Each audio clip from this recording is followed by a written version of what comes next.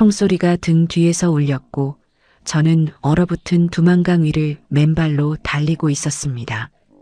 인민배우 칭호를 받던 그 무대 위의 박수 소리가 아직 귓가에 남아 있었어요. 불과 1년 전까지 저는 북한에서 가장 사랑받는 여배우였죠. 장군님 앞에서 공연했고 평양 어디를 가도 사람들이 제 이름을 불렀습니다.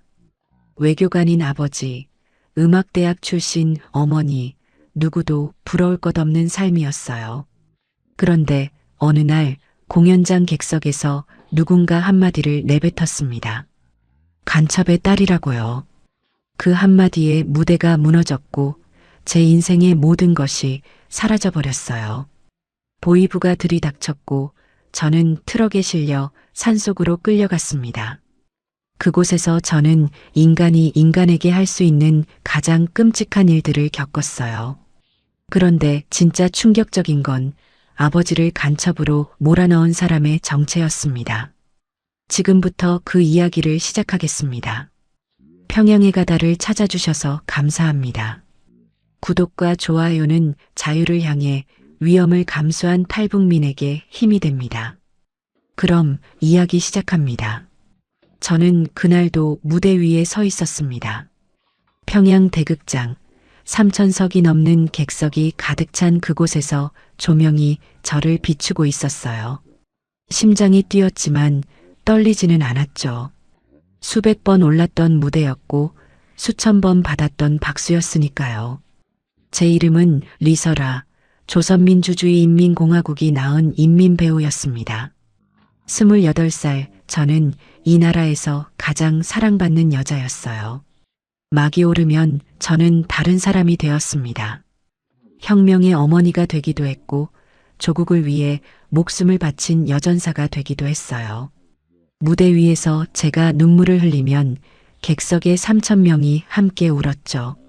제가 주먹을 쥐고 일어서면 관객들이 함성을 질렀습니다. 그것은 연기가 아니었어요. 저는 진심으로 그 인물들을 살았고 관객들은 그 진심을 알아봐 주었던 겁니다. 공연이 끝나면 꽃다발이 무대를 덮었고 박수는 5분이 넘도록 멈추지 않았어요.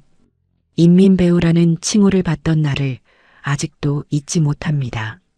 만경대학생 소년궁전에서 열린 수여식, 장군님께서 직접 훈장을 달아주셨어요.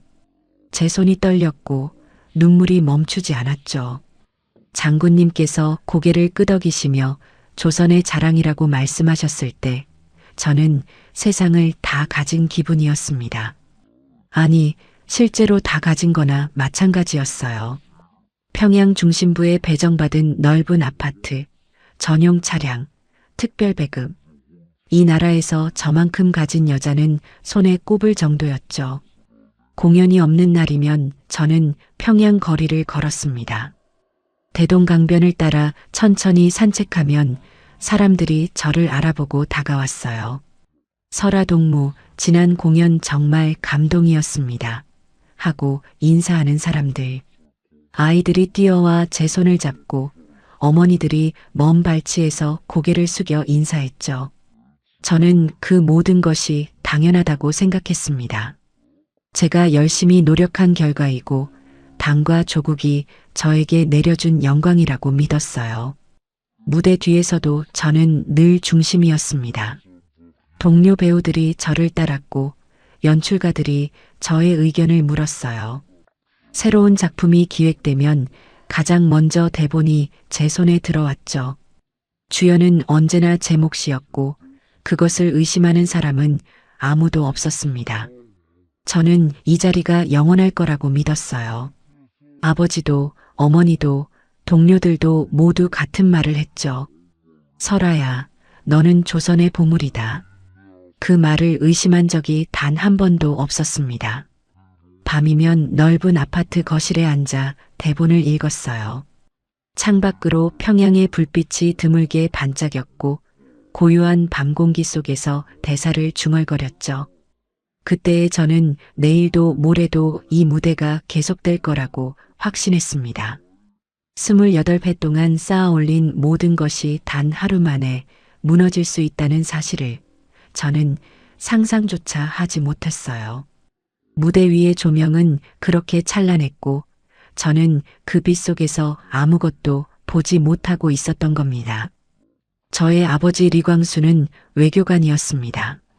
조선민주주의인민공화국 외무성 소속으로 해외에 나가 조국을 대표하는 사람이었어요. 어릴 적 저는 아버지가 세상에서 가장 멋진 사람이라고 생각했죠. 늘 단정한 양복을 입고 고든 자세로 걸었으며 말 한마디에도 무게가 실려 있었습니다. 아버지가 출장에서 돌아오는 날이면 저는 현관 앞에서 몇 시간이고 기다렸어요. 아버지는 가끔 해외에서 가져온 작은 선물을 건네주었고 저는 그것을 보물처럼 안고 잠들곤 했죠. 어머니 김옥란은 평양음악대학을 나온 피아니스트였습니다. 결혼 후에는 무대를 떠났지만 집안에는 항상 피아노 소리가 흘렀어요. 어머니의 손끝에서 흘러나오는 선율은 때로는 조국의 노래였고 때로는 이름 모를 외국 곡이었죠. 저는 어머니 무릎에 앉아 그 소리를 들으며 자랐습니다. 어머니는 제가 음악보다 연기에 재능이 있다는 것을 일찍 알아보셨어요. 이 아이는 사람의 마음을 움직이는 재주가 있다고 아버지에게 자주 말씀하셨죠. 우리 가족은 핵심 계층이었습니다. 북한에서 핵심 계층이라는 것은 단순히 잘 사는 것 이상의 의미를 가졌어요. 당의 신뢰를 받는 사람들, 혁명의 핏줄을 이어받은 사람들만이 그 안에 들어갈 수 있었죠. 할아버지는 항일빨치산 출신이었고 그 공로로 우리 가문은 대대로 당의 보호를 받아왔습니다. 평양 중심부의 아파트, 특별배급, 외화상점 이용권. 다른 사람들은 꿈도 꾸지 못할 것들이 저에게는 일상이었어요. 8살이 되던 해 저는 평양예술학원에 입학했습니다. 전국에서 재능 있는 아이들만 모인 그곳에서 저는 처음으로 연기라는 것을 배웠어요. 선생님이 대사를 읽어보라고 했을 때 저는 글자를 읽는 것이 아니라 그 사람이 되어버렸죠. 교실이 조용해졌고 선생님의 눈이 커졌습니다. 이 아이는 타고났다. 그 말을 처음 들은 날의 가슴 벅찬 기분을 저는 아직도 기억하고 있어요. 예술학원에서의 나날은 고되었지만 행복했습니다. 새벽 5시에 일어나 발성 연습을 하고 오전에는 일반 수업을, 오후에는 연기와 무용 수업을 받았어요. 몸이 부서지도록 연습해도 불만이 없었죠. 무대 위에 서는 순간의 짜릿함을 이미 알아버렸으니까요. 동기들 사이에서 저는 늘 첫 번째였습니다. 발표회 때마다 주연을 맡았고 선생님들은 저를 학원의 보석이라고 불렀어요. 집에 돌아오면 어머니가 따뜻한 밥상을 차려주셨습니다. 아버지가 출장 중일 때면 어머니와 단둘이 피아노 앞에 앉아 노래를 부르기도 했어요. 그 시절에 저는 세상이 이렇게 따뜻한 곳인 줄만 알았죠. 핵심 계층의 딸로 태어나 예술의 길을 걷는 것, 그것이 저의 운명이라고 믿었습니다. 아버지의 넓은 등 뒤에 어떤 그림자가 드리워지고 있었는지, 어머니의 미소 뒤에 어떤 불안이 숨어 있었는지, 그때의 저는 전혀 알지 못했어요. 모든 것이 완벽해 보이는 삶이었고, 그 완벽함이 얼마나 얇은 얼음 위에 서 있었는지 깨닫기까지는 아직 20년이라는 시간이 남아 있었던 겁니다. 20살이 되던 해 저는 국립연극단에 배치받았습니다. 평양예술학원을 수석으로 졸업한 저에게 당이 내려준 최고의 선물이었어요. 국립연극단은 조선 최고의 극단이었고 그곳에 들어간다는 것은 배우로서 정점에 오를 수 있는 문이 열린다는 뜻이었죠. 첫 출근 날 대극장의 무대를 바라보며 저는 온몸이 떨렸습니다. 이곳이 앞으로 제가 살아갈 세상이라는 사실이 믿기지 않았어요. 처음에는 조연부터 시작했습니다. 주연 배우 옆에서 대사 몇 마디를 전하는 역할이었지만 저는 단 한 장면도 허투루 하지 않았어요. 무대에 서는 모든 순간을 마지막인 것처럼 연기했죠. 연출가가 제 눈빛을 주목하기 시작했습니다. 저 배우는 조연인데도 관객의 시선을 끌어당긴다. 그런 이야기가 극단 안에서 돌기 시작했어요. 두 번째 작품에서 저는 비중 있는 조연으로 올라갔고, 세 번째 작품에서 마침내 주연의 자리를 꿰찼습니다. 첫 주연 무대의 감격을 어떻게 말로 표현할 수 있을까요? 막이 오르고 조명이 저를 감싸고 3,000명의 눈이 오직 저만을 바라보는 그 순간, 저는 울었고 관객도 울었어요. 공연이 끝나고 커튼콜에서 7번이나 다시 무대에 불려 나왔죠. 꽃다발이 무대를 덮었고 동료들이 제 손을 잡고 환호했습니다. 그날 밤 저는 잠을 이루지 못했어요. 심장이 너무 뛰어서, 행복이 너무 커서 이 순간이 꿈이 아닐까 두려웠던 겁니다. 그 후로 저의 이름은 평양 전체에 퍼졌습니다. 작품이 올라갈 때마다 매진이었고, 저를 보기 위해 지방에서 올라오는 관객들도 있었어요. 신문에 제 사진이 실렸고 텔레비전에서 제 공연이 방영되었죠. 거리에서 모르는 사람들이 다가와 악수를 청했습니다. 22살에 공훈배우 칭호를 받았고 25에 인민배우 칭호가 내려왔어요. 인민배우는 배우가 받을 수 있는 최고의 영예였고 25에 그 칭호를 받은 것은 전례가 없는 일이었죠. 장군님 앞에서의 첫 공연은 23이었습니다. 만수대의사당 특별공연장 앞줄에 장군님이 앉아 계셨어요. 다리가 떨렸지만 무대에 오르는 순간 모든 긴장이 사라졌죠. 저는 혁명 열사의 아내 역할을 맡았고 남편을 전쟁터로 보내며 눈물을 삼키는 장면에서 장군님이 눈시울을 붉히셨다는 이야기를 나중에 전해 들었습니다. 공연이 끝난 후 장군님께서 직접 악수를 청하셨어요. 조선의 진정한 예술가라는 말씀을 하셨고 저는 감격에 겨워 아무 말도 하지 못했죠. 그 뒤로 장군님 앞에서의 공연은 연례 행사가 되었습니다. 매년 특별 공연에 제가 빠지지 않았고 장군님께서 제 이름을 기억하고 계신다는 것 자체가 저에게는 세상 무엇과도 바꿀 수 없는 영광이었어요. 동료들은 저를 부러워했고 간부들은 저를 예우했죠. 저는 28살의 나이에 이 나라에서 가장 높은 곳에 서 있었습니다. 하지만 높은 곳에 서 있을수록 바람은 거세게 불어오는 법이었어요. 저는 그 바람의 방향이 바뀌고 있다는 것을 전혀 느끼지 못했죠. 무대 위의 조명은 너무 밝아서 그 너머의 어둠을 볼 수 없었고 박수 소리는 너무 커서 뒤에서 다가오는 발소리를 들을 수 없었던 겁니다. 저의 화려한 시절은 이미 끝을 향해 달려가고 있었지만 조선의 별이라 불리던 저는 그 사실을 마지막까지 알아채지 못했어요. 그날은 혁명가극 성황리 공연의 마지막 날이었습니다. 저는 여느 때처럼 무대 위에서 최선을 다했고 커튼콜까지 완벽하게 마쳤어요. 땀에 젖은 의상을 벗고 분장실에 돌아왔을 때 거울 속에 제 얼굴은 상기되어 붉게 물들어 있었죠. 오늘도 좋은 공연이었다고 저는 스스로에게 말했습니다. 그때 분장실 문이 노크도 없이 열렸어요. 문 앞에 서 있던 남자는 국가보위부 소속 간부였습니다. 검은 가죽 외투를 걸치고 있었고 표정이라는 것이 얼굴에 존재하지 않는 사람이었어요. 리설아 동무, 잠깐 이야기 좀 합시다. 그 목소리는 낮고 차가웠죠. 저는 의자에서 일어나며 무슨 일이냐고 물었습니다. 보위부 간부가 분장실까지 찾아오는 일은 제 인생에서 처음이었어요. 그는 저에게 아버지에 대해 물었습니다.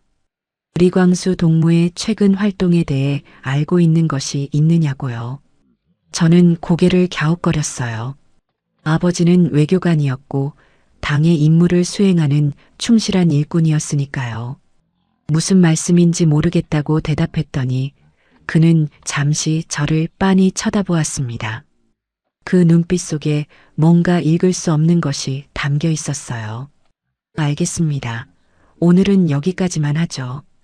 그리고 그는 아무 일도 없었다는 듯이 돌아갔습니다. 분장실에 혼자 남겨진 저는 한동안 멍하니 앉아 있었어요. 가슴 한구석에 작은 돌멩이가 떨어진 것 같은 느낌이었죠. 하지만 저는 그것을 대수롭지 않게 여기려고 했습니다. 보이부가 충성스러운 간부의 가족에게 인사차 들르는 일도 있을 수 있다고 스스로를 안심시켰어요. 집에 돌아와 어머니에게 그 이야기를 했을 때 어머니의 반응이 이상했습니다. 숟가락을 든 손이 멈추었고 눈빛이 순간적으로 흔들렸어요. 하지만 어머니는 곧 미소를 지으며 아무것도 아닐 거라고 말씀하셨죠. 그날 밤 저는 침대에 누워 천장을 바라보았습니다. 보이부 간부의 얼굴이 자꾸 떠올랐어요. 그 무표정한 눈, 아버지에 대해 묻던 낮은 목소리, 그리고 저를 빤히 쳐다보던 그 순간, 뭔가 잘못되고 있다는 느낌이 희미하게 스쳐 지나갔지만 저는 그것을 밀어냈습니다. 내일은 새로운 작품의 첫 연습이 시작되는 날이었고 저는 그 생각에만 집중하고 싶었어요. 불안이라는 감정을 저는 잘 알지 못했습니다. 핵심 계층의 딸로 인민배우로 살아온 저의 인생에서 불안이 끼어들 자리는 한 번도 없었으니까요. 하지만 그날 밤을 돌이켜보면 그것이 시작이었던 겁니다. 보이부 간부의 방문은 우연이 아니었고 어머니의 흔들린 눈빛은 이미 무언가를 알고 있다는 신호였어요. 저만 모르고 있었죠. 어둠 속에서 거대한 그림자가 조용히 다가오고 있었고 그 그림자는 이미 저의 아버지를 삼키기 시작한 뒤였습니다. 저는 그날 밤 아무것도 모른 채 잠들었어요. 그것이 제 인생에서 마지막으로 평온하게 잠든 밤이었다는 것을 그때는 알 수 없었던 겁니다. 다음 날부터 세상이 조금씩 어긋나기 시작했습니다. 처음에는 알아차리기 어려울 정도로 미세한 변화였어요. 연습실에 들어서면 동료들의 인사가 반박자 느렸고 눈을 마주치던 사람들이 슬그머니 시선을 피했죠. 저는 처음에 제가 예민한 건가 싶었습니다. 무대에서의 피로가 쌓여 괜한 생각을 하는 거라고 넘겼어요. 그런데 이틀 뒤 연출가가 저를 불렀습니다. 새 작품의 주연 배역에 대해 논의하자고 했는데 대화의 흐름이 이상했어요. 설아 동무, 이번 작품은 좀 쉬는 게 어떻겠소? 다음 작품에서 더 좋은 역할을 주겠소? 저는 귀를 의심했습니다. 지난 8년 동안 단 한 번도 주연에서 빠진 적이 없었어요. 연출가의 눈을 들여다보았지만 그는 제 시선을 피했죠. 그의 표정에서 미안함과 두려움이 동시에 읽혔습니다. 무언가를 알고 있지만 말할 수 없다는 얼굴이었어요. 그날 저녁 아버지에게 전화를 걸었습니다. 아버지는 열흘 전 해외 출장을 떠나셨는데 그때까지 연락이 없었어요. 전화기 너머로 들리는 것은 신호음뿐이었죠. 하루, 이틀, 사흘. 아버지의 전화는 계속 연결되지 않았습니다. 어머니에게 물었더니 어머니는 아버지가 임무가 바빠서 그런 거라며 대수롭지 않게 넘겼어요. 하지만 어머니의 손이 떨리고 있었습니다. 밥을 짓다가 멈추고 창밖을 멍하니 바라보는 어머니의 뒷모습이 자꾸 눈에 밟혔어요. 일주일이 지나자 변화가 더 뚜렷해졌습니다. 극단 사무실에서 저와 관련된 서류가 슬그머니 사라졌어요. 다음 시즌 출연 명단에서 제 이름이 빠져 있었고 아무도 그것을 설명해 주지 않았죠. 복도에서 마주치는 간부들이 저를 보면 급히 다른 방으로 들어갔습니다. 마치 저라는 사람이 투명 인간이 되어가는 것 같았어요. 가장 가슴이 아팠던 것은 제가 가장 아끼던 후배 배우 영미의 태도였습니다. 늘 저를 언니라 부르며 따르던 아이였는데 어느 날부터 제 눈을 똑바로 보지 못했어요. 뭔가 말하고 싶지만 차마 하지 못하는 표정이었죠. 어느 날 밤 영미가 연습실에서 혼자 남아있길래 다가갔습니다. 영미야, 나한테 무슨 일이 일어나고 있는 거야? 영미는 한참을 망설이다가 고개를 떨구었어요. 언니, 저도 잘 모르겠어요. 그런데 위에서 언니 이야기하지 말라고 했어요. 그 말을 듣는 순간 등골이 서늘해졌습니다. 위에서 제 이야기를 하지 말라고 했다는 것은 제가 이미 어떤 명단에 올라 있다는 뜻이었어요. 그날 밤 집에 돌아오니 어머니가 거실 바닥에 주저앉아 울고 계셨습니다. 어머니 손에는 구겨진 편지 한 장이 들려 있었어요. 어머니, 무슨 일이에요? 저의 물음에 어머니는 한참 동안 대답하지 못했습니다. 그리고 떨리는 목소리로 한마디를 내뱉으셨죠. 아버지가 돌아오지 못하실 것 같다고요. 저는 어머니 앞에 무릎을 꿇었지만 어머니는 더 이상 아무 말도 하지 못했어요. 그날 밤 우리 집에는 피아노 소리가 흐르지 않았습니다. 세상에서 가장 고요하고 가장 무서운 침묵만이 아파트를 가득 채우고 있었어요. 저는 그 침묵 속에서 모든 것이 끝나가고 있다는 것을 비로소 느꼈지만 아직은 믿고 싶지 않았던 겁니다.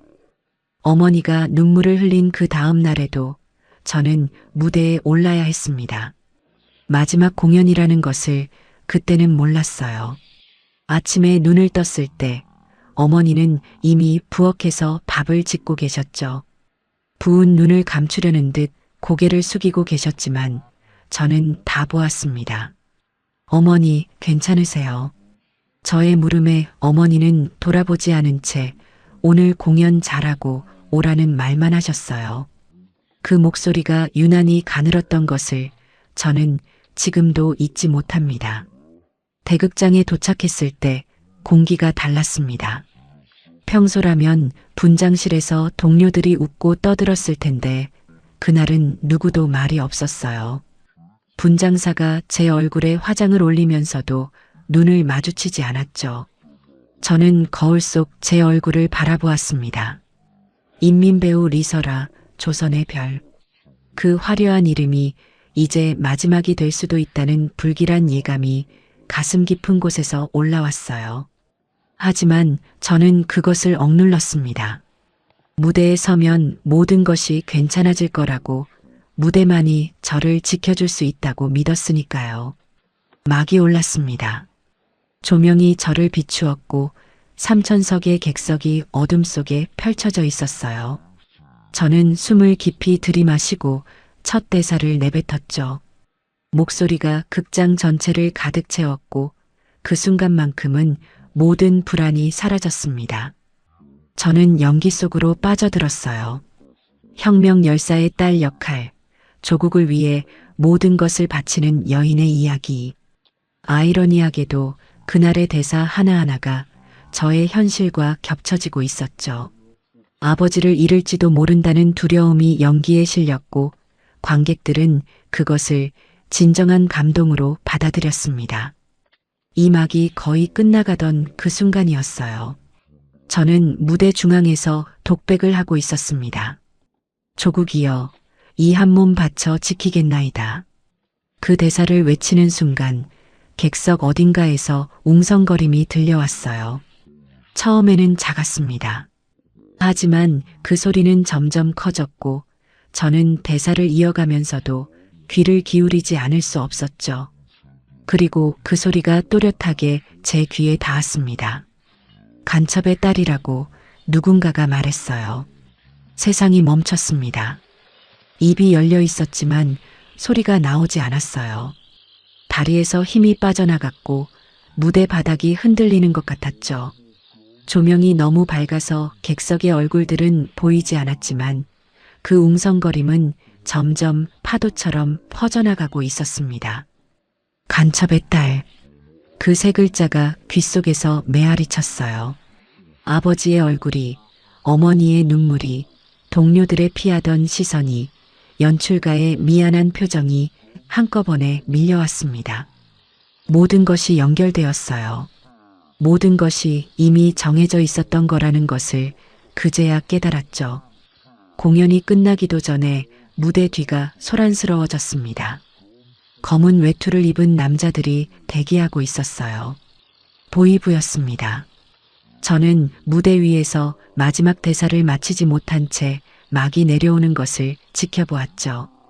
조명이 꺼지는 순간 누군가의 손이 제 팔을 잡았습니다. 리설아 동무, 따라오시오. 차갑고 단단한 목소리였어요. 저는 뒤돌아보았습니다.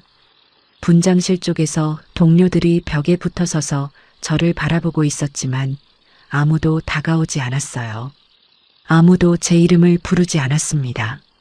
인민배우 리설아의 마지막 무대는 그렇게 끝이 났어요. 박수도 꽃다발도 커튼콜도 없었습니다. 차가운 손에 이끌려 무대 뒤의 어둠 속으로 사라지는 것이 저의 마지막 퇴장이었던 겁니다. 보이부 건물의 지하 신문실은 어둡고 축축했습니다. 콘크리트 벽에서 물이 배어나왔고 형광등 하나가 깜빡거리며 차가운 빛을 내뿜고 있었어요. 저는 쇠의자에 앉혀졌고 맞은편에 2명의 신문관이 앉아 있었죠. 그중 한 명이 서류 한 묶음을 탁자 위에 펼쳤습니다. 그 서류 맨 위에 아버지의 사진이 있었어요.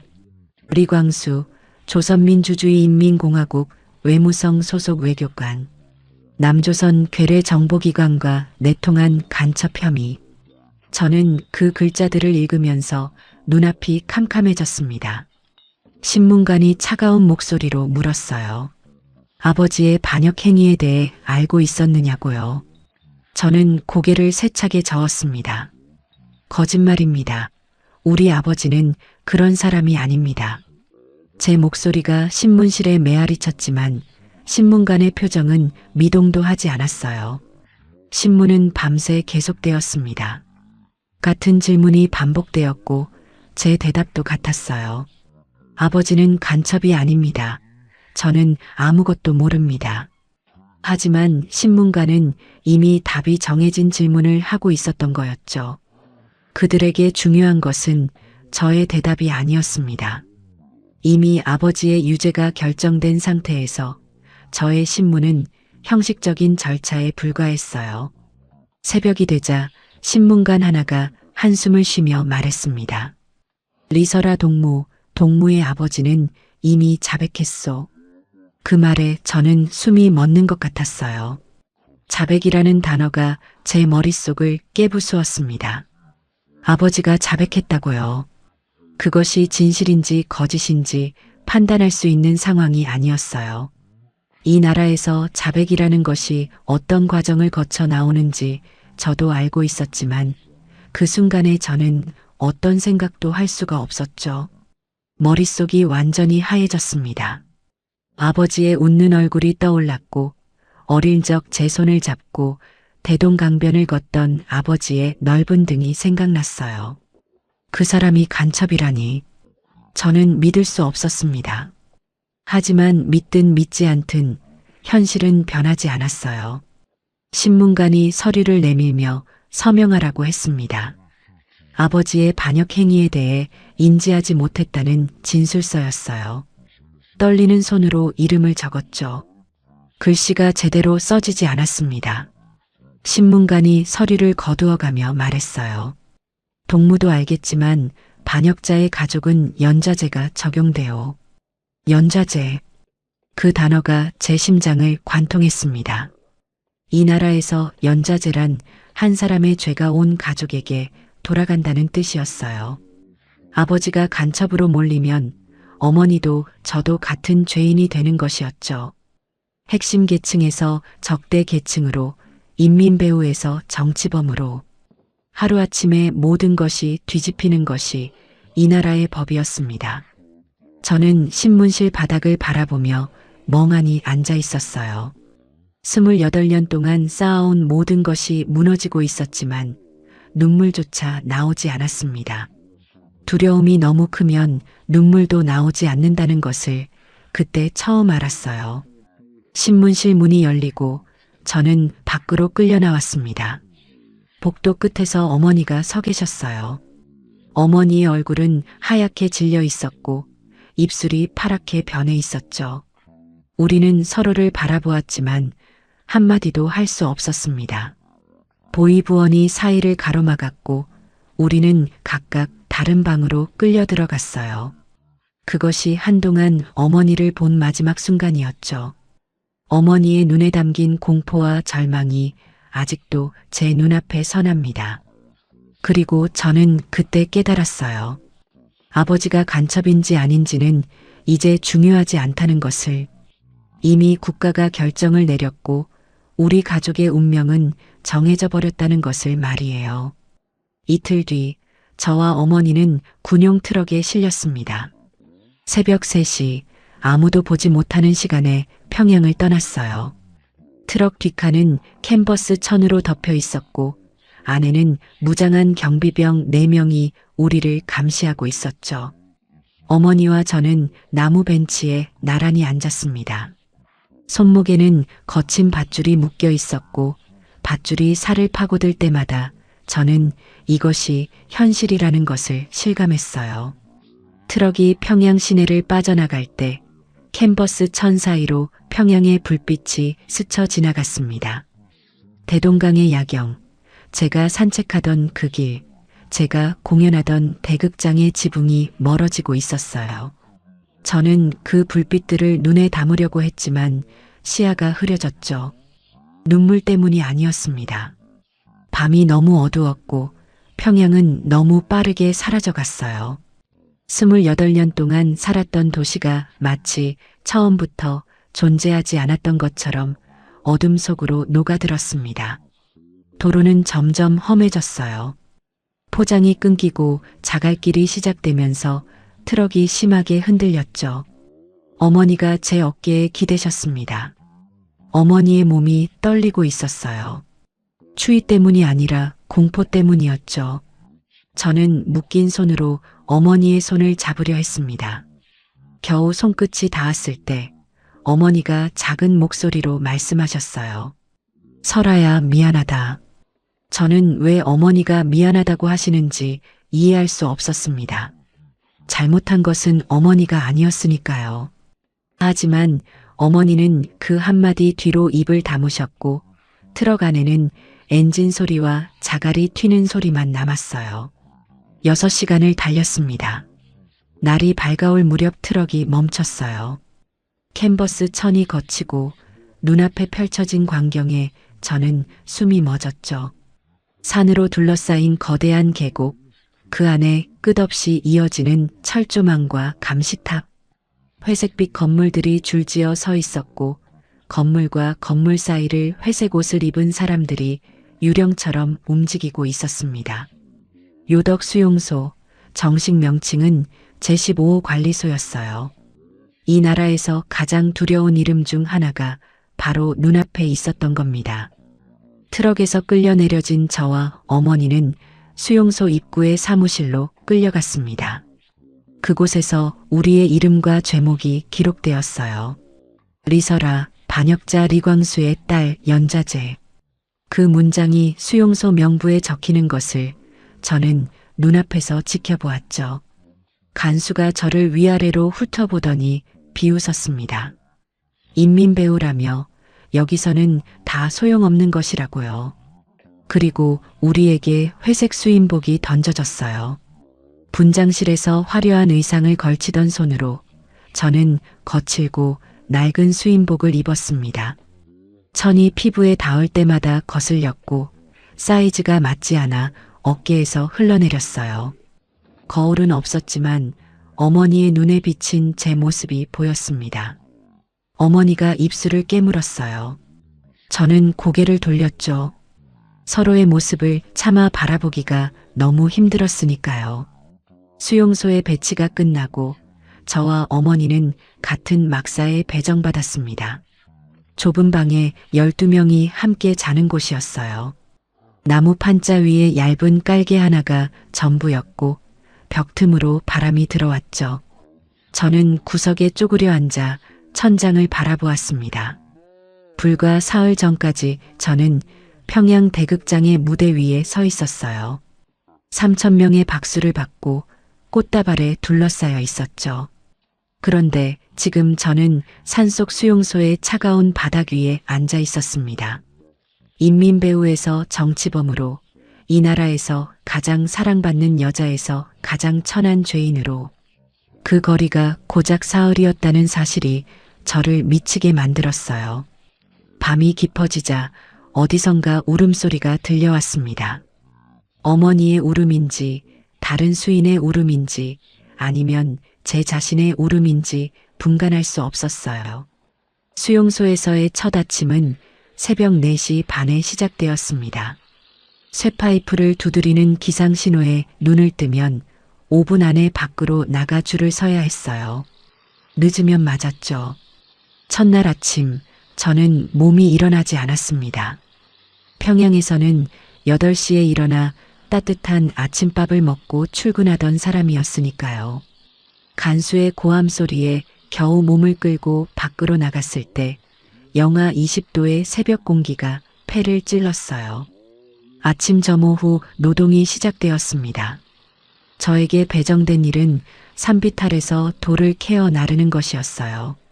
맨손으로 바위를 깨고 무거운 돌을 등에 지고 비탈길을 오르내려야 했죠. 첫날 1시간 만에 손바닥이 찢어졌습니다. 피가 흘렀지만 멈출 수 없었어요. 간수가 쉬는 자를 용서하지 않았으니까요. 옆에서 함께 일하던 수인이 작은 목소리로 말했습니다. 손에 흙을 문지르라고, 피가 멎는다고요. 저는 그 말대로 상처에 흙을 눌렀어요. 쓰라린 통증이 온몸을 관통했지만 소리를 내지 않았습니다. 소리를 내면 더 맞는다는 것을 이미 배운 뒤였으니까요. 점심은 강냉이죽 한 그릇이 전부였습니다. 묽은 죽에 강냉이 알갱이 몇 개가 떠 있는 것을 숟가락으로 저으며 저는 평양에서 먹던 밥상을 떠올렸어요. 쌀밥에 고기 반찬, 계란, 김치, 특별 배급으로 받던 과일과 과자. 그 기억이 위장을 더 아프게 만들었죠. 하지만 죽이라도 있으면 다행이었습니다. 며칠 뒤에는 그 묽은 죽마저 반으로 줄었고 배고픔은 제 존재 전체를 지배하기 시작했어요. 인민배우였던 과거는 수용소에서 저를 보호해 주기는커녕 더 큰 고통의 원인이 되었습니다. 간수들이 저를 특별히 표적으로 삼았어요. 인민배우가 여기서 뭘 할 수 있겠느냐며 비웃었고 다른 수인들 앞에서 저를 세워놓고 모욕을 주었죠. 노래를 불러보라고 시키기도 했습니다. 저는 얼어붙은 운동장에서 수백 명의 수인 앞에 세워져 간수의 명령에 따라 혁명가를 불러야 했어요. 목소리가 갈라지고 다리가 떨렸지만 멈출 수 없었습니다. 노래가 끝나면 간수들이 웃었고 수인들은 고개를 숙였어요. 밤이 되면 막사의 얇은 깔개 위에 누워 천장을 바라보았습니다. 몸 전체가 아팠고 배가 고팠고 추웠어요. 옆에서 어머니의 숨소리가 들렸죠. 어머니도 같은 노동을 하셨지만 어머니의 몸은 저보다 훨씬 약했습니다. 손이 부어올랐고 기침이 멈추지 않았어요. 저는 제 배급의 절반을 어머니에게 드렸지만 그것으로는 턱없이 부족했죠. 어느 날 밤 간수 한 명이 막사로 들어왔습니다. 모두가 잠든 시간이었어요. 그는 저를 일으켜 세우더니 밖으로 끌고 나갔죠. 차가운 밤 공기 속에서 그가 무슨 짓을 하려는지 알았을 때 저는 온몸이 돌처럼 굳어버렸습니다. 저항하면 어머니에게 해가 갈 거라는 협박이 뒤따랐어요. 저는 이를 악물었습니다. 소리를 내지 않았어요. 무대 위에서 수천 가지 감정을 표현하던 이 얼굴이, 이 목소리가 그 순간만큼은 완전히 죽어버렸죠. 그런 밤이 한 번이 아니었습니다. 수용소에서 저는 인간으로서의 모든 존엄을 빼앗겼어요. 몸도 마음도 영혼도 짓밟혔죠. 하지만 저는 죽지 않았습니다. 죽을 수 없었어요. 어머니가 아직 살아계셨고 저마저 무너지면 어머니를 지킬 사람이 아무도 없었으니까요. 매일 아침 눈을 뜰 때마다 저는 스스로에게 말했습니다. 오늘도 살아야 한다고, 오늘도 버텨야 한다고요. 무대 위에서 배운 한 가지가 있다면 그것은 어떤 역할이든 끝까지 해내는 것이었어요. 수용소에서 저에게 주어진 역할은 살아남는 것이었고, 저는 이를 악물고 그 역할을 연기하고 있었던 겁니다. 수용소에 들어온 지 8달이 지났을 때 어머니가 쓰러지셨습니다.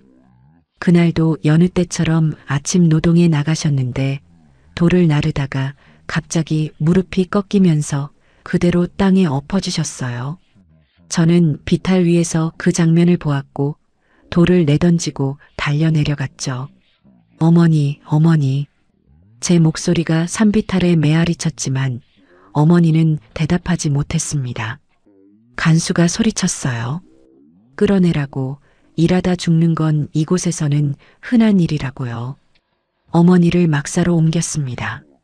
등에 업고 언덕을 오르는 동안 어머니의 몸이 너무 가벼워서 울음이 터져 나왔어요. 불과 8달 전만 해도 어머니는 건강하셨습니다. 피아노를 치시고 밥상을 차리시고 웃으시던 어머니였어요. 그런데 지금 제 등 위의 어머니는 뼈와 가죽만 남은 사람이었죠. 막사에 어머니를 눕히고 이마를 짚었을 때 열이 펄펄 끓고 있었습니다. 수용소에 의사가 있었지만 정치범에게는 약이 제공되지 않았어요. 제가 간수에게 무릎을 꿇고 약을 달라고 빌었지만 돌아온 것은 차가운 눈빛뿐이었죠. 반역자 가족에게 줄 약은 없다는 말과 함께요. 저는 막사 주변에서 쑥을 뜯어 어머니의 이마에 올렸습니다. 그것이 제가 할 수 있는 전부였어요. 어머니의 몸은 불처럼 뜨거웠다가 얼음처럼 차가워지기를 반복했고 기침 소리는 밤새 막사를 가득 채웠죠. 사흘이 지나자 어머니의 의식이 흐려지기 시작했습니다.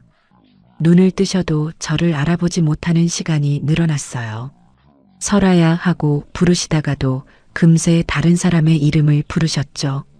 광수 씨 하고 아버지의 이름을 부르실 때마다 제 가슴이 찢어졌습니다. 어머니는 이미 이곳이 아닌 다른 곳에 가 계신 것 같았어요. 평양의 따뜻한 아파트, 피아노가 있는 거실, 아버지가 문을 열고 들어오던 그 현관. 어머니의 정신은 그곳으로 돌아가고 있었던 겁니다. 나흘째 밤이었습니다. 어머니가 갑자기 또렷한 목소리로 제 이름을 부르셨어요. 설아야. 저는 어머니 곁으로 달려갔습니다. 어머니의 눈이 맑았어요. 오랜만에 보는 맑은 눈빛이었죠. 어머니가 제 손을 잡으셨습니다.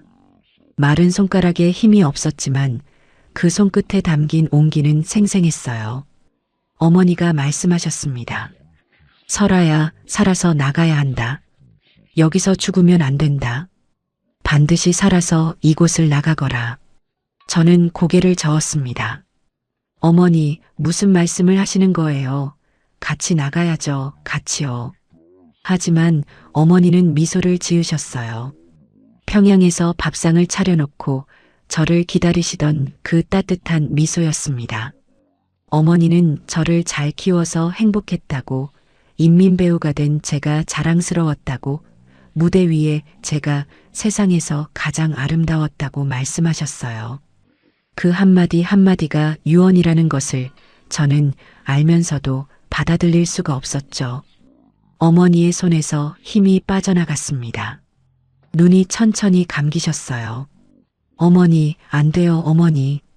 저는 어머니의 손을 놓지 않았습니다. 하지만 어머니의 숨소리가 점점 가늘어졌고 얇아지고 그리고 멈추었어요. 막사 안이 고요해졌습니다.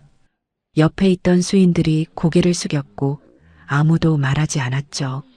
저는 어머니의 차가워지는 손을 쥔 채 오랫동안 그 자리에 앉아 있었습니다. 울음이 나오지 않았어요. 눈물이 마른 것이 아니라 슬픔이 너무 거대해서 눈물이라는 그릇에 담을 수 없었던 겁니다. 어머니를 잃었다는 사실이 현실로 느껴지지 않았어요. 하지만 손안에 쥔 차가운 손가락이 현실을 알려주고 있었죠. 어머니는 떠나셨고 이제 이 세상에 저는 완전히 혼자가 되었습니다. 아버지는 어딘가에 갇혀 있었고 어머니는 이 차가운 수용소의 흙 속에 묻히게 될 것이었어요. 그 밤 어머니의 마지막 말씀이 귓가에서 울렸습니다. 살아서 나가야 한다. 그 말이 제 안에 불씨 하나를 남겼어요. 슬픔과 절망 속에서도 꺼지지 않는 작은 불씨. 저는 그것을 가슴 깊이 품었습니다. 어머니의 유언을 반드시 지키겠다고, 살아서 반드시 이곳을 나가겠다고 저 스스로에게 맹세했어요. 어머니를 떠나보낸 뒤 저는 껍데기처럼 살았습니다. 아침에 눈을 뜨고 노동을 하고 죽을 먹고 다시 눈을 감았어요. 감정이라는 것이 몸 안에서 사라져버린 것 같았죠. 웃지도 울지도 않았습니다. 간수들이 모욕을 줘도 다른 수인들이 맡고 있어도 저는 아무런 표정 없이 그것을 지켜보았어요. 무대 위에서 수천 가지 감정을 표현하던 사람이 이제는 하나의 감정도 느끼지 못하게 되어버린 거였습니다. 그런 저에게 말을 걸어온 사람이 있었어요. 막사 가장 안쪽 구석에서 혼자 지내던 늙은 남자였습니다. 이름은 박종철, 나이는 70을 넘긴 것으로 보였죠. 수용소에서 20년 넘게 살아남은 사람이라고 했어요. 대부분의 수인들이 그를 피했습니다. 미쳐버린 늙은이라고 생각했으니까요. 하지만 그의 눈은 미친 사람의 눈이 아니었어요. 오히려 이 수용소에서 가장 맑고 가장 깊은 눈을 가진 사람이었죠. 어느 날 밤 박종철 선생이 제 옆으로 다가와 앉았습니다. 설아라고 했지, 리광수의 딸. 아버지의 이름이 나오자 저는 몸이 굳었어요. 어떻게 아버지를 아시냐고 물었더니 그가 낮은 목소리로 말했습니다. 나는 외무성에서 30년을 일했다고요. 저는 숨을 멈추었습니다. 아버지와 같은 곳에서 일했던 사람이 이 수용소에 있었던 거였어요. 박종철 선생은 천천히 이야기를 시작했습니다. 내 아버지는 간첩이 아니었다고요. 그 한마디에 심장이 쿵 내려앉았어요. 알고 있었습니다. 아버지가 그런 사람이 아니라는 것을 저는 처음부터 알고 있었죠. 하지만 누군가의 입에서 그 말을 직접 듣는 것은 전혀 다른 무게를 가지고 있었습니다. 박종철 선생이 계속 말했어요. 내 아버지는 외무성 내부의 권력 다툼에 휘말렸던 것이라고요. 그 시기 외무성에서는 두 파벌이 충돌하고 있었다고 했습니다.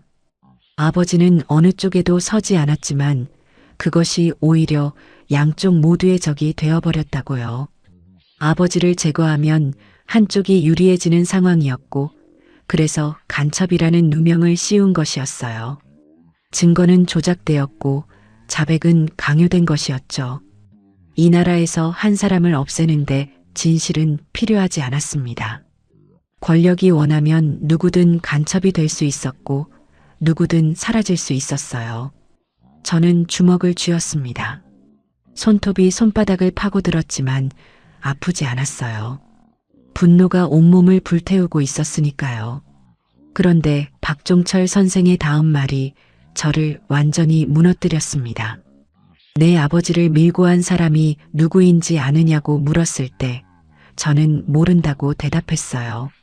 선생은 잠시 망설이더니 이름 하나를 입 밖으로 꺼냈습니다. 최영호. 그 이름을 듣는 순간 세상이 빙글빙글 돌았어요. 최영호는 아버지의 가장 가까운 동료였습니다. 어릴 적부터 저를 조카처럼 귀여워해 주셨고 명절이면 우리 집에 와서 아버지와 술을 마시던 분이었어요. 아버지가 가장 신뢰하던 사람, 30년 우정을 나눈 벗이라고 아버지가 늘 말씀하시던 그 사람이었죠. 그 사람이 아버지를 간첩으로 몰아넣었다는 사실이 제 머릿속을 갈기갈기 찢어놓았습니다. 왜요? 저는 떨리는 목소리로 물었어요. 왜 그 사람이 아버지를 그렇게 한 거냐고요. 박종철 선생이 대답했습니다. 승진 때문이었다고요. 외무성 부부장 자리가 하나 비었는데 아버지와 최영호가 경합하고 있었다고 했어요. 최영호는 아버지를 제거하면 그 자리가 자기 것이 된다는 것을 알았던 겁니다. 30년 우정을 승진 하나에 팔아넘긴 것이었어요. 저는 어둠 속에서 오랫동안 아무 말도 하지 못했습니다. 아버지를 잃고 어머니를 잃고 모든 것을 잃은 이유가 고작 그것이었다는 사실이 저를 짓눌렀어요. 권력, 자리, 승진. 그런 것들을 위해 한 가족의 인생을 통째로 파괴할 수 있는 세상이었던 겁니다. 분노가 슬픔 위에 겹겹이 쌓였고 그 무게에 짓눌리면서도 저는 이상하게 더 또렷해졌어요. 안개가 걷히듯 모든 것이 선명해지고 있었습니다. 이곳에서 죽으면 안 된다는 생각이 뼛속까지 스며들었어요. 살아서 나가야 했습니다. 아버지의 진실을 세상에 알리기 위해서, 어머니의 유언을 지키기 위해서, 그리고 이 부당한 세상에 제 목소리를 들려주기 위해서요. 그날 밤 저는 처음으로 탈출이라는 단어를 가슴속에 새겼어요. 탈출을 결심한 것과 실행하는 것은 전혀 다른 문제였습니다. 요덕 수용소는 산으로 둘러싸여 있었고 삼중 철조망과 감시탑, 순찰조가 24시간 작동하고 있었어요. 탈출을 시도하다 잡히면 공개 총살이었죠. 저는 그 광경을 직접 본 적이 있었습니다. 수용소에 들어온 지 석 달째 되던 날 탈출하다 잡힌 남자가 수인 전원 앞에서 총에 맞아 쓰러지는 것을 보았어요. 그 장면이 떠오를 때마다 다리가 떨렸지만 마음은 흔들리지 않았습니다. 탈출 계획을 세우기 위해서는 정보가 필요했어요. 저는 노동을 하면서 수용소의 구조를 하나하나 기억하기 시작했습니다. 철조망의 위치, 감시탑 사이의 사각지대, 순찰조가 교대하는 시간, 경비견이 풀려나는 시각, 모든 것을 머릿속에 지도처럼 그렸어요. 무대 위에서 대본을 외우듯 저는 수용소의 모든 패턴을 외웠죠. 한 달이 지났을 때 저는 한 가지 사실을 발견했습니다. 수용소 북쪽 끝 산비탈과 맞닿은 철조망 구간에 사각지대가 있었어요. 두 개의 감시탑 사이 거리가 다른 곳보다 멀었고 비가 오는 날이면 그 구간의 시야가 극도로 제한되었죠. 게다가 그 너머로 이어지는 산길은 울창한 숲으로 덮여 있어서 일단 철조망만 넘으면 숨을 수 있는 가능성이 있었습니다. 문제는 혼자서는 불가능하다는 것이었어요. 철조망을 넘으려면 누군가 한 명이 철사를 잡아줘야 했고 만약의 경우에 서로를 도울 사람이 필요했죠. 저는 조심스럽게 주위를 살폈습니다. 수용소에서 누구를 믿을 수 있는지 판단하는 것은 목숨이 걸린 일이었어요. 밀고자가 수인들 사이에 심어져 있었고 잘못된 사람에게 입을 열면 그 순간이 마지막이었으니까요. 석 달 동안 지켜본 끝에 저는 한 사람을 찾았습니다. 김순옥이라는 이름의 여자였어요. 32살, 저보다 4살 많았죠. 함경북도 출신으로 남편이 탈북을 시도하다 잡혀서 연좌제로 끌려온 사람이었습니다. 순옥 언니는 과묵한 사람이었지만 눈빛에 아직 꺼지지 않은 불꽃이 남아 있었어요. 저는 몇 주에 걸쳐 조금씩 대화를 나누었고 서로의 이야기를 들었습니다. 순옥 언니에게도 살아야 할 이유가 있었어요. 탈북에 성공한 남편이 중국 어딘가에서 기다리고 있을지도 모른다는 희망이었죠. 어느 날 밤 저는 순옥 언니에게 조심스럽게 말을 꺼냈습니다. 언니, 여기서 나갈 수 있다면 어떻게 하겠어요? 순옥 언니가 저를 뚫어지게 바라보았어요. 긴 침묵이 흘렀습니다. 그리고 순옥 언니가 대답했죠. 나갈 수만 있다면 뭐든 하겠다고요. 저는 그 말에서 진심을 읽었고 제 계획을 모두 털어놓았습니다. 우리는 매일 밤 잠든 척하면서 계획을 다듬었어요. 탈출 시점은 폭풍우가 치는 밤으로 정했습니다. 비가 세차게 내리면 감시탑의 시야가 줄어들고 경비견의 후각도 둔해졌으니까요. 철조망을 넘은 뒤에는 북쪽 산길을 타고 두만강까지 가야 했습니다. 직선거리로 200km가 넘는 거리였어요.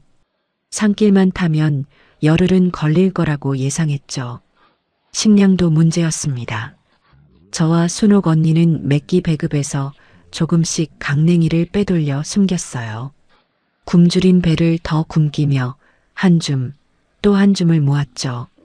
옷 안쪽에 주머니를 만들어 말린 강냉이를 넣었고 물은 빈 약병에 담아두었습니다. 그렇게 2달을 준비했어요. 모든 것이 완벽하지는 않았지만 완벽한 순간은 영원히 오지 않는다는 것을 알고 있었습니다. 기회는 만드는 것이었고 저는 그 기회를 잡기 위해 모든 것을 걸 준비가 되어 있었어요. 어머니의 마지막 말씀과 아버지의 진실이 저를 떠밀고 있었습니다. 두려움은 있었지만 두려움보다 더 큰 것이 제 안에 있었어요. 살아야 한다는 의지, 그것만이 유일한 무기였죠. 그날이 왔습니다. 수용소에 들어온 지 13달째 되던 날 오후부터 하늘이 검게 변하더니 밤이 되자 폭풍우가 몰아쳤어요. 바람이 울부짖었고 빗줄기가 대지를 두드렸죠. 감시탑의 탐조등이 비에 갇혀 시야가 10m도 되지 않았습니다. 저는 순옥 언니와 눈을 마주쳤어요. 오늘이라는 신호를 눈빛만으로 주고받았죠.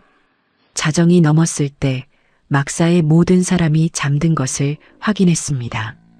저는 숨겨둔 강냉이 주머니를 옷 안에 단단히 묶었어요. 순옥 언니도 마찬가지였죠. 우리는 막사 문을 소리 없이 열고 밖으로 나왔습니다. 폭풍우가 세상의 모든 소리를 집어삼키고 있었어요. 빗물이 얼굴을 때렸지만 그 고통이 오히려 정신을 또렷하게 만들어 주었습니다.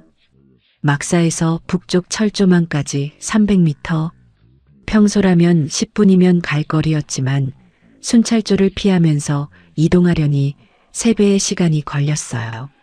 우리는 건물 그늘을 타고 배수로를 기어가고 진흙탕에 몸을 눕히며 조금씩 전진했습니다. 심장이 터질 것 같았어요. 한 발짝 내디딜 때마다 발각될 수 있다는 공포가 온몸을 조였죠. 하지만 발걸음을 멈추지 않았습니다. 멈추면 죽는다는 것을 알았으니까요. 철조망 앞에 도착했을 때 순옥 언니가 준비해둔 철사 절단기를 꺼냈습니다. 수용소 작업장에서 몇 달에 걸쳐 몰래 빼돌린 것이었어요. 순옥 언니가 철조망을 자르기 시작했고 저는 뒤를 경계했죠. 철사가 끊어지는 소리가 폭풍우 속에서도 날카롭게 들렸습니다. 한 줄, 2줄, 3줄. 사람 하나가 빠져나갈 수 있을 정도의 틈이 만들어졌을 때 순옥 언니가 고개를 끄덕였어요. 저는 먼저 철조망 사이로 몸을 밀어 넣었습니다. 가시가 등과 팔을 찢었지만 소리를 내지 않았어요. 피가 빗물에 씻겨 내려갔죠. 빠져나오자마자 뒤를 돌아보며 순옥 언니의 손을 잡아 끌었습니다. 순옥 언니가 반쯤 빠져나왔을 때 감시탑 방향에서 탐조등이 스쳐갔어요. 우리는 동시에 진흙에 납작 엎드렸습니다. 빛이 머리 위를 지나가는 그 몇 초가 평생처럼 길었어요. 빛이 지나간 뒤 순옥 언니가 완전히 빠져나왔고 우리는 숲을 향해 달리기 시작했습니다. 그런데 100m도 채 달리지 못했을 때 뒤에서 사이렌이 울렸어요. 탈출이 발각된 것이었습니다. 경비견의 짖는 소리가 폭풍우를 뚫고 들려왔고 감시탑의 탐조등이 미친 듯이 산비탈을 훑기 시작했죠. 저와 순옥 언니는 숲속으로 뛰어들었습니다. 나뭇가지가 얼굴을 핥히고 돌부리에 발이 걸렸지만 멈출 수 없었어요. 뒤에서 총소리가 들렸습니다. 탕, 탕, 탕. 총알이 나무줄기를 스쳐 지나갔어요. 산비탈을 미끄러지듯 달리고 있을 때 순옥 언니의 손이 제 손에서 빠져나갔습니다. 뒤를 돌아보았을 때 순옥 언니가 쓰러져 있었어요. 어깨에서 피가 쏟아지고 있었죠. 언니 일어나요. 저는 달려가 순옥 언니를 일으키려 했습니다. 하지만 순옥 언니가 저를 밀어냈어요. 가, 빨리 가. 여기서 둘 다 잡히면 끝이야. 제발 가. 순옥 언니의 목소리가 빗소리에 섞여 갈라졌습니다. 저는 움직일 수 없었어요. 순옥 언니를 두고 갈 수 없었습니다. 하지만 뒤에서 경비병들의 발소리가 점점 가까워지고 있었죠. 순옥 언니가 마지막 힘을 다해 저를 밀었습니다. 살아서 나가. 나 대신 살아. 그 눈빛이 어머니의 마지막 눈빛과 겹쳤어요. 저는 이를 악물고 몸을 돌렸습니다. 그리고 달렸어요. 뒤에서 총소리가 다시 울렸지만 저는 멈추지 않았습니다. 어둠 속으로, 폭풍우 속으로 미친 듯이 달렸어요. 순옥 언니의 마지막 목소리가 빗소리에 묻혀 사라질 때까지 저는 단 한 번도 뒤를 돌아보지 못했습니다. 그것이 평생 저를 따라다닐 죄책감의 시작이었어요. 수용소를 빠져나온 뒤 저는 열하루 동안 산속을 걸었습니다. 낮에는 숲속에 숨어 잠을 자고 밤에만 이동했어요. 숨겨둔 강냉이는 닷새 만에 바닥이 났고 그 뒤로는 풀뿌리와 나무 껍질로 배를 채웠죠. 몸이 한계에 달해 있었습니다. 철조망에 찢긴 상처는 골마가고 있었고 발은 부어올라 신발 안에서 터질 것 같았어요. 하지만 멈추면 죽는다는 생각 하나로 걸음을 옮겼습니다. 어머니의 목소리가, 순옥 언니의 목소리가 귓가에서 저를 밀어주었어요.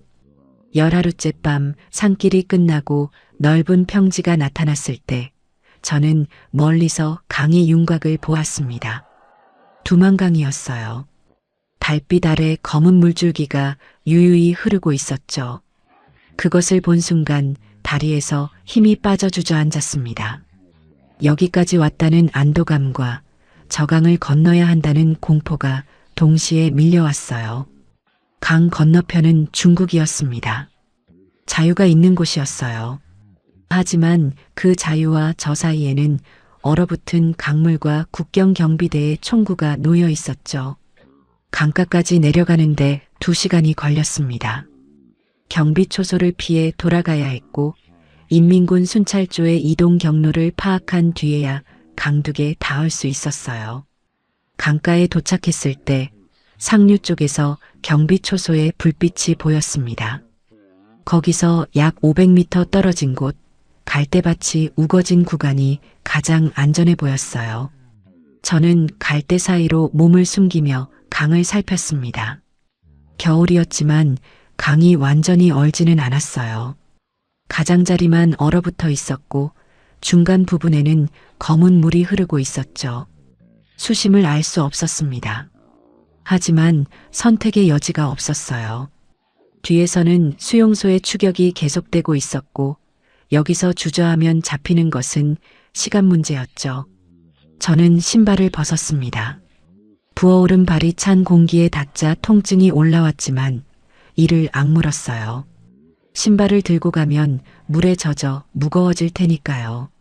첫 발을 강물에 넣는 순간 온몸이 얼어붙는 것 같았습니다. 영하의 강물이 발목을 감쌌고 그 차가움이 뼈까지 파고들었어요. 한 걸음, 2걸음, 3걸음. 물이 무릎까지 올라왔고 허벅지를 지나 허리까지 차올랐죠. 물살이 생각보다 세서 몸이 밀렸습니다. 발밑에 돌이 미끄러웠고 한 번 중심을 잃으면 물에 휩쓸릴 수 있었어요. 저는 이를 악물고 한 발 한 발 내디뎠습니다. 강 한가운데에 이르렀을 때 물이 가슴까지 찼습니다. 숨을 쉬기가 힘들었어요. 차가운 물이 폐를 압박하고 온몸의 감각이 사라져갔죠. 손에 쥐고 있던 신발이 떨어져 물에 떠내려갔지만 잡을 여유가 없었습니다.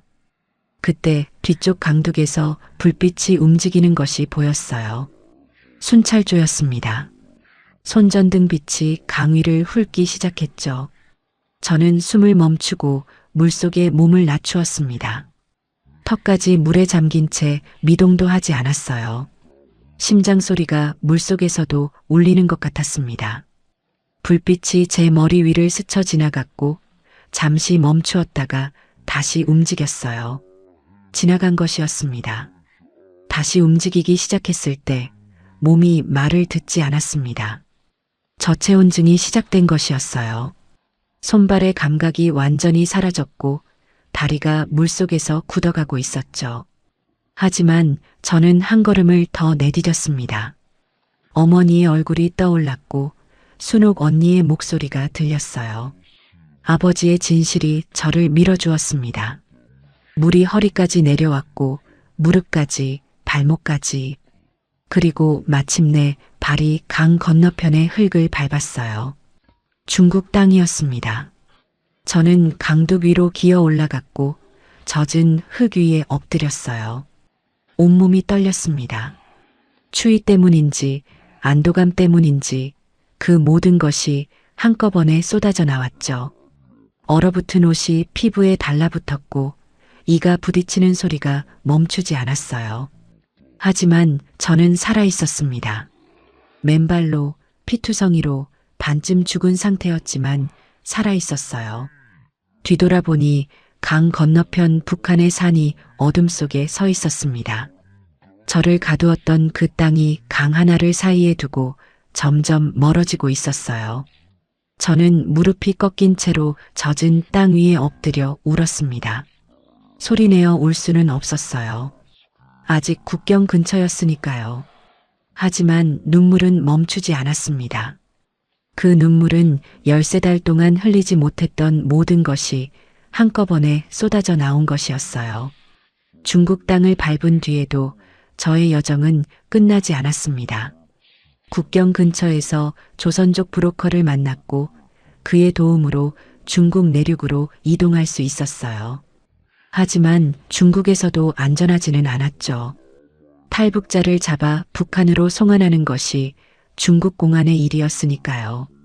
저는 몇 달 동안 농촌 마을의 작은 방에 숨어 지내야 했습니다.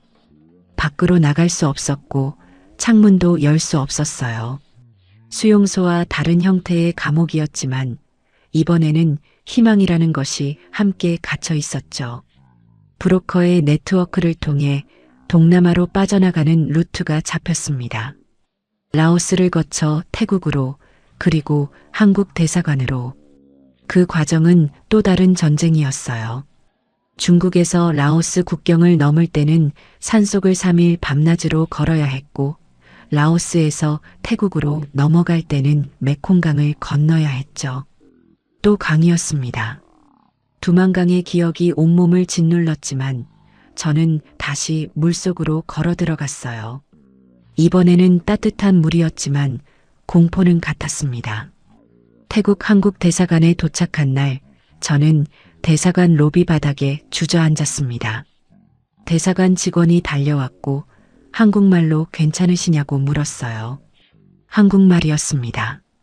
북한 말과 억양은 달랐지만 같은 말이었어요. 저는 그 말을 듣는 순간 울음이 터져 나왔죠. 대답을 하려 했지만 소리가 나오지 않았습니다. 수개월간 목소리를 죽이고 살았던 사람이 갑자기 말을 하려니 성대가 작동하지 않는 것 같았어요. 대사관에서 한 달 한국 입국을 위한 절차가 진행되었습니다.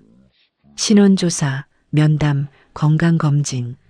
북한에서의 삶과 수용소에서의 경험을 담당관에게 이야기할 때 저는 마치 다른 사람의 이야기를 하는 것 같았어요. 그 모든 일이 정말 저에게 일어난 것인지 믿기지 않았죠. 담당관이 고개를 숙이며 고생하셨다고 말했을 때 저는 아무런 표정도 짓지 못했습니다. 한국에 도착한 날은 비가 내리고 있었습니다. 인천공항의 커다란 유리창 너머로 빗줄기가 쏟아졌고 저는 그 비를 바라보며 오래도록 서 있었어요. 북한에서도 수용소에서도 탈출하던 밤에도 비가 내렸죠. 하지만 이 비는 달랐습니다.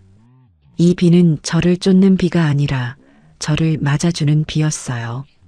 자유로운 땅에 내리는 비가 이렇게 다른 것이라는 걸 그때 처음 알았습니다.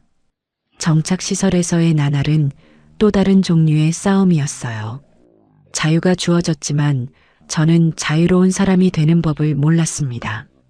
밤마다 악몽에 시달렸고 작은 소리에도 몸이 굳었어요. 수용소에서의 기억이 불시에 밀려와 숨을 틀어막았죠. 간수의 얼굴, 어머니의 마지막 숨소리, 순옥 언니가 쓰러지던 장면, 두만강의 차가운 물. 그 모든 것이 밤이면 돌아왔습니다. 가장 힘들었던 것은 무대에 대한 기억이었어요. 꿈속에서 저는 다시 평양 대극장에 서 있었습니다. 조명이 저를 비추고 3,000명의 관객이 박수를 보내고 있었죠. 그런데 제가 입을 열면 아무 소리도 나오지 않았어요. 대사를 외치려 해도 목소리가 사라져버렸습니다. 그리고 객석에서 그 한마디가 들려왔죠. 간첩의 딸. 그 순간 잠에서 깨면 베개가 눈물로 젖어 있었습니다. 하지만 저는 살아 있었어요.